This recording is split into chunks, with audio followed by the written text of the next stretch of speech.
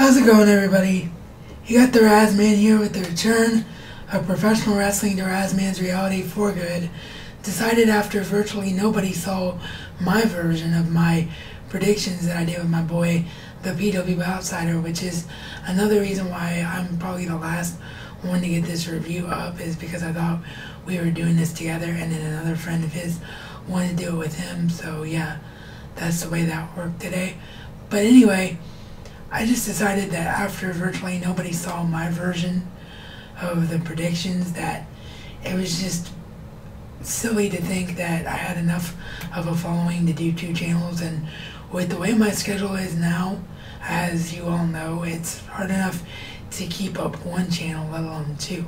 So whenever I want to talk wrestling, it'll be here, and the people that like it and want to watch it will like it and want to watch it. And by the way, I've just been so busy, but I've gotten the comments on the last few videos, and either today or tomorrow I'm going to go through and reply to everybody's comments, so nobody think that I'm ignoring them, because I got some questions and all that. But yes, we're here to talk WrestleMania 31. Any angle change at all there? There's so much sunlight out right now that I didn't think I needed the desk lamp, but then when I turned it off, my face was still too dark for my liking. So yeah.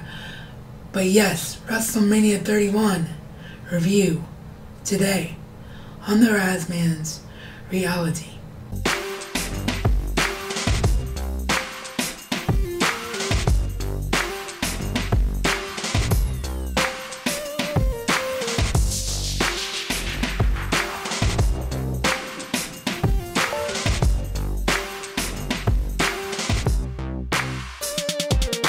Pre-show, Tyson Kidd and Cesaro retain the Tag Team Championships in a surprisingly really good match. I mean, for the teams that were in this, and the only credible team on paper being the Usos, and one half of the Usos is hurt. Los Matadores and the New Day really showed me something in this match. They definitely paid attention to this is WrestleMania. Everybody raised their game up. Heck of a match. But as you would expect, Cesaro and Kidd retain because there's no viable team to take it off of them right now. Why take it off of them right now? Because you got two of your most underappreciated workers. I don't care what certain people who I have tremendous respect for in this community have to say about Cesaro. He is a tremendous worker and a tremendous talent. You don't always have to be great on the microphone to be a talent in professional wrestling. Bret Hart. And that's all I need to say about that. Yeah, he got better over his career, but Bret Hart is definitely not the top of the line talker. You know, he who must not be named because of what happened when he died. But before he died, he was another perfect example of that. Mr. Perfect. Sorry, not Mr. Perfect. What am I talking about? British Bulldog. Sorry. I got to thinking about that era and said Mr. Perfect, but British Bulldog. There's been so many guys over the years. You don't have to be a fantastic stick man to be considered a fantastic worker. It's nice when you're a Dolph Ziggler, a Daniel Bryan, Seth Rollins, and you can do both. But you don't necessarily have to be that guy, Randy Orton. But you don't necessarily have to be that guy. So I'm tired of all the Cesaro bashing because it's unwarranted, in my opinion. So yeah, Cesaro and Kidd retain. Good thing. And then in my opinion, probably one of two surprises of the night, because I'm not counting what everybody says is the big shocker and big surprise as a surprise. If you saw my review, you know that. Or sorry, my predictions with the BW Outsider, you know that.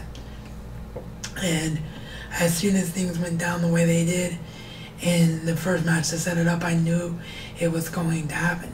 And it just turned into a great WrestleMania moment.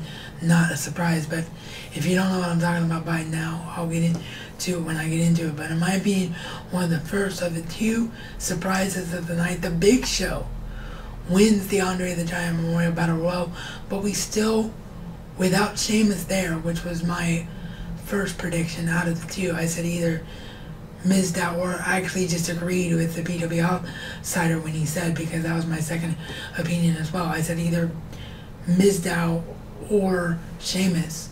And when Sheamus didn't come, I thought for sure that it was going to be Mizdow. We still got the whole Miz and Mizdow thing. And I liked the way they did it. It didn't need to be a full match.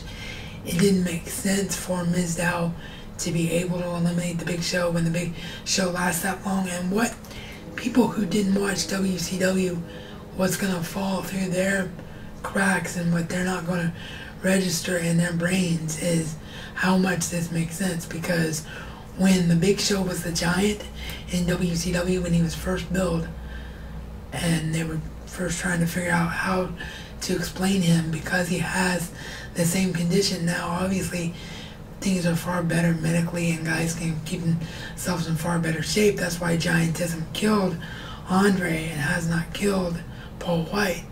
But because Paul White also had Giantism, they were trying to figure out how do we put this guy over, how do we describe him as a talent, and they knew the comparisons would be there, so they literally built Paul White the Giant as Andre the Giant's son.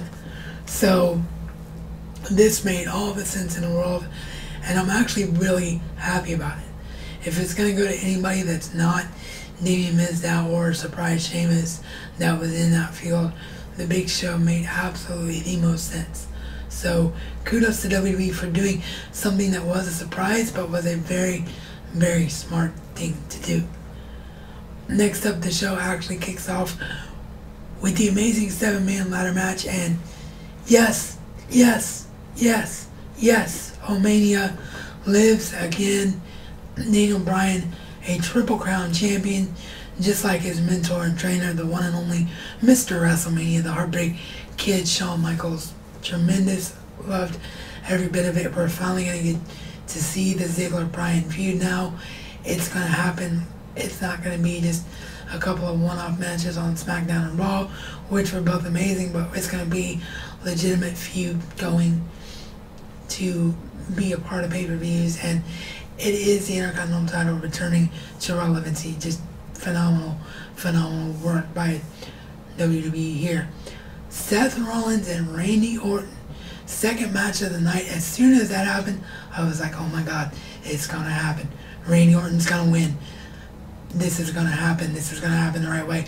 And sure enough, Randy Orton wins. And not only does Randy Orton win, but Randy Orton wins in the sickest moment, one of the sickest moments I've ever seen in a WrestleMania match ever, with the curve stomp countered into an RKO. That was insanity.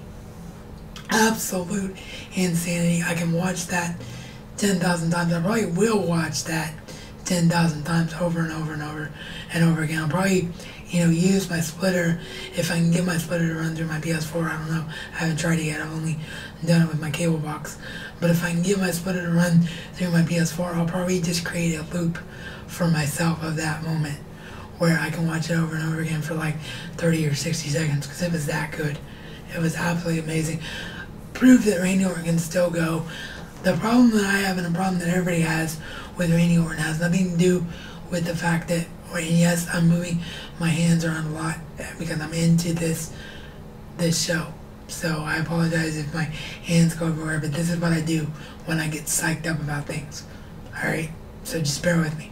It goes back to my old school days of going to school with people that couldn't hear well and knowing sign language, and I used to actually sign language when I spoke. I don't remember sign language well enough to be able to do that now, so I replace it with like moving my hands around when I get intense.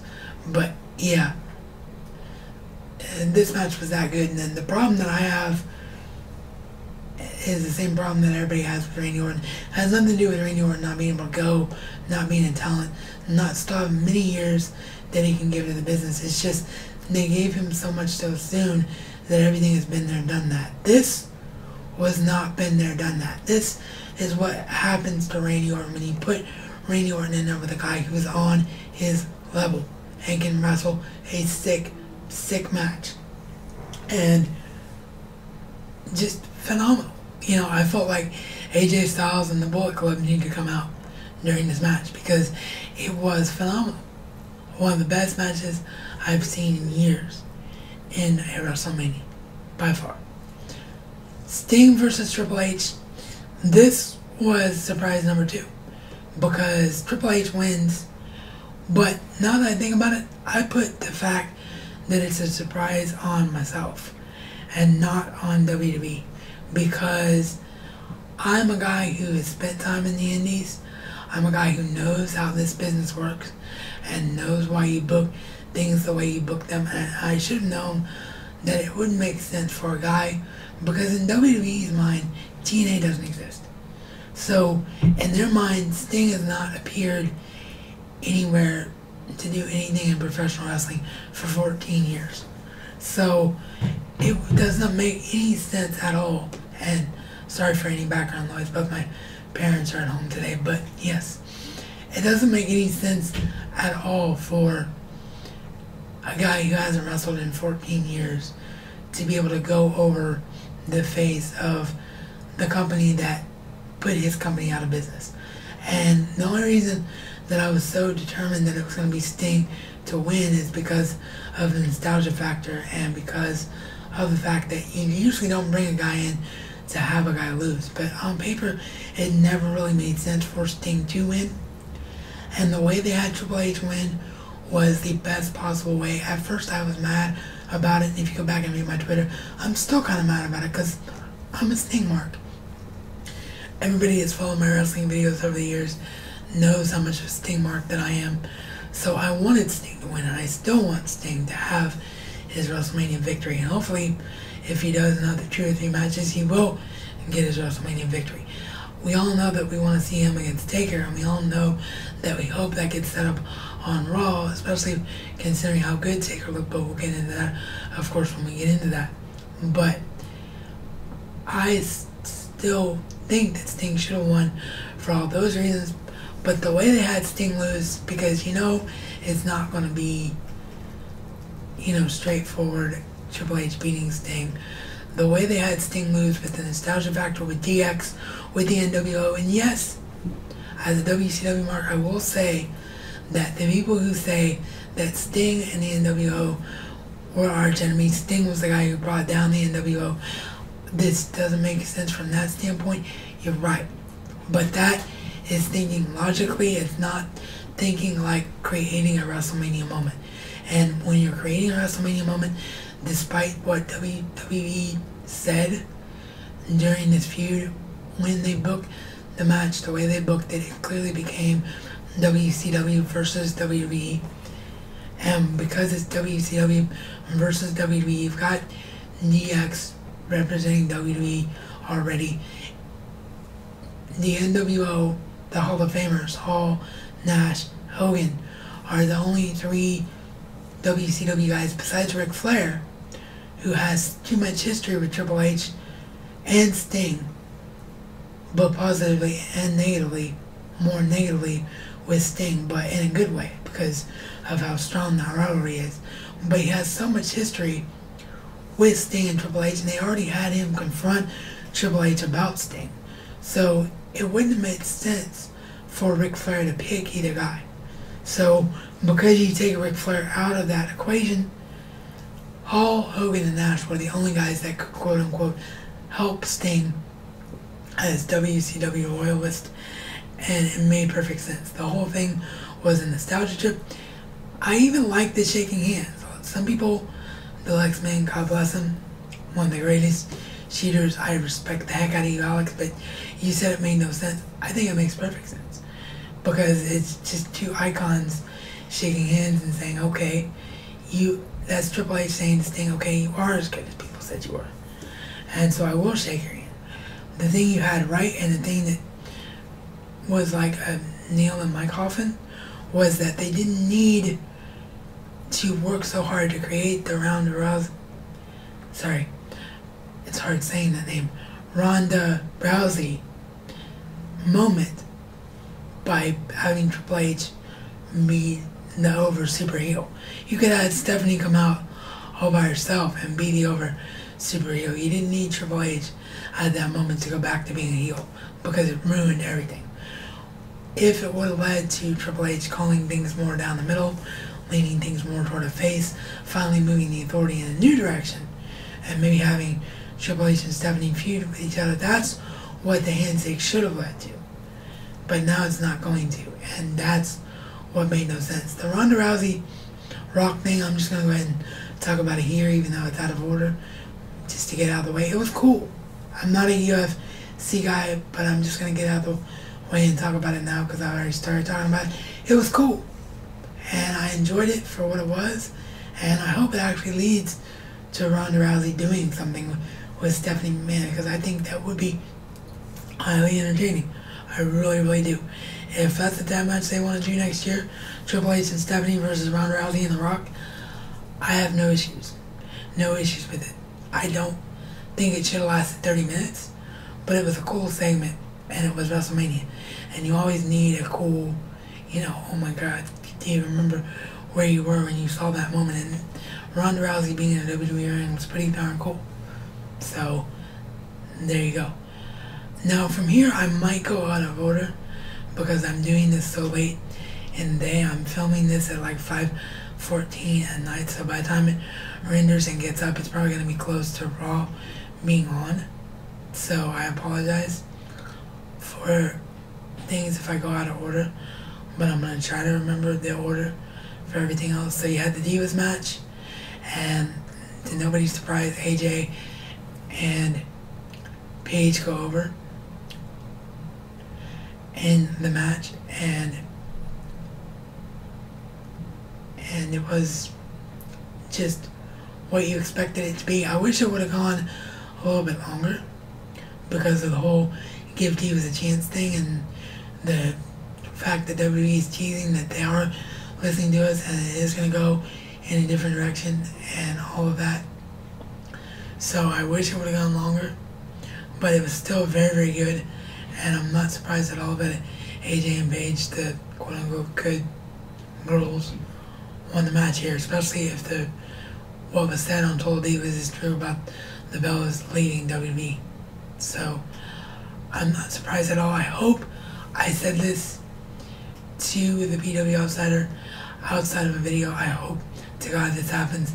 Let Charlotte pull a Paige, but in order to have Charlotte pull a Paige, let Paige beat Nikki Bella tonight on Raw for the Divas title, and then have Charlotte pull a Paige. Charlotte says, I'm the one that beat you for the NXT Women's title. You surrendered the NXT Women's title. You came up here because you were afraid to face me. Start that feud, have her pull a Paige, have her go Paige in defending her newly won title tonight, and walk out Divas champion. That's what needs to happen on Raw. I hope to God that it does. Then we had the Kid Ink and what's her face song, good song. Performances at WrestleMania they're just there now, just because. So, moving on to John Cena Rusev. No one's surprised that John Cena won here. I really enjoyed the American package. Yeah, it was over the top. Yeah, it's propaganda, but it gave me the feels. It made me a proud American. It did its job.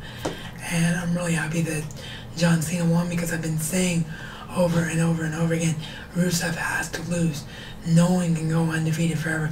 You have to have multiple layers to a character. There's going to be dead in the water and just swimming and doing the same thing over and over again. That's what happened to Goldberg once he lost, because of the way he lost too. But once he lost that undefeated aura, he had nothing else going for him because he was one-dimensional. Rusev is not one-dimensional. He's a heck of an athlete. He can do things a guy that size cannot normally do. So he's going to go places, and I'm really happy to see where he goes next. I don't think he's dead in the water at all from this loss. Undertaker, Bray Wyatt. Undertaker wins. Like I said, this thing was a toss-up. It can go either way. Not really a surprise that it went the way it did, because it could go either way. And good match. Taker looked the best I've seen him look in years. If he's going to look like that, he can do as many Mania matches as he wants, and I apologize because the fridge just kicked on and running a little harder now. But yeah, if that's the way he's gonna look, he can do as many WrestleMania matches as he wants to do. So I enjoyed the heck out of this, and they're obviously making the one in 21 and 1 now 22 and 1. They're making the one Brock Lesnar a bigger deal, and Brock Lesnar is probably going to be the only one to ever beat The Undertaker unless they give it to Sting when they finally do that feud, which I think is going to be the WrestleMania 31 feud. I think we're hopefully going to see that interaction tonight on Raw between the two, if they can convince Taker to come out and do a Raw. Maybe Taker comes out on Raw and teases like he came back to prove he could still do it. He beat Bray Wyatt, the only guy who made sense for him to face, and he teases like he's going to hang him up, and then Sting comes out and just points the bat at him, and it's a 1 year build to that. That would be the simplest way to book it. That's what the BW Outsider, he's gotten 3 or 4 shoutouts to the course of this now, but that's what we said we would do, and that's what makes the most sense to do. So we'll see what happens. I'm trying really hard not to do the hand moving thing. That's why I'm like putting my hand underneath my arm. But yeah, the main event. Knew it was going to happen. Loved the way they did it. Roman Reigns and Brock Lesnar just beat the living tar out of each other for nearly 30 minutes. Both men a bloody, brutal mess. Then Seth Rollins comes out and literally uses the fact that you can cash in the contract any place, anytime, any way you want to his absolute advantage. And he comes out, turns it into a triple threat match, takes Lesnar out of commission as best he can, lets Roman Reigns take him further out of commission by hitting a spear, steps out of the way, curb stomps a worn down Reigns, pins Reigns, 1, 2, 3, new WWE World Heavyweight Champion, the Architect, Seth Rollins. Love it, love it, love it. I've been a Seth Rollins mark ever since his days as Tyler Black. Everybody knows that. Love everything about it. Love all 3 champions right now. This is WWE. This is WWE with the mid-card titles mattering again. And this is WWE with a WWE World Heavyweight Champion who can actually defend the belt. Actually a phenomenal worker. The possibilities are endless. Another match with Lesnar. Another feud with Reigns. More to do with Ambrose. More to do with Ziggler. They can put Bryan in there and do a whole Intercontinental title versus World title thing if they want. The possibilities are endless for Rollins, with Rollins as champion. Love everything about what WWE is doing right now. Best WrestleMania in a long, long time. It's hard to top what happened at 30 last year, but they did it. For a card that everybody said was lackluster, had no build, this was one of the best WrestleManias I've seen in a long, long time. I don't think I forgot anything. I apologize if I did. And with that, let me know what you thought about it down below in the description box. Please subscribe if you're new here and you like what you saw here today, because I would love, love, love to see you again. Don't forget to hit the like button and the share button, because those always help with views. I will be back tomorrow because it is, of course, March 31st. It is release day, and it is time once again for MLB The Show, MLB 15 The Show to be precise. So we'll see you tomorrow with that. And as always, this is reality according to the Razman. And Razman style is not just a catchphrase, but a way of life.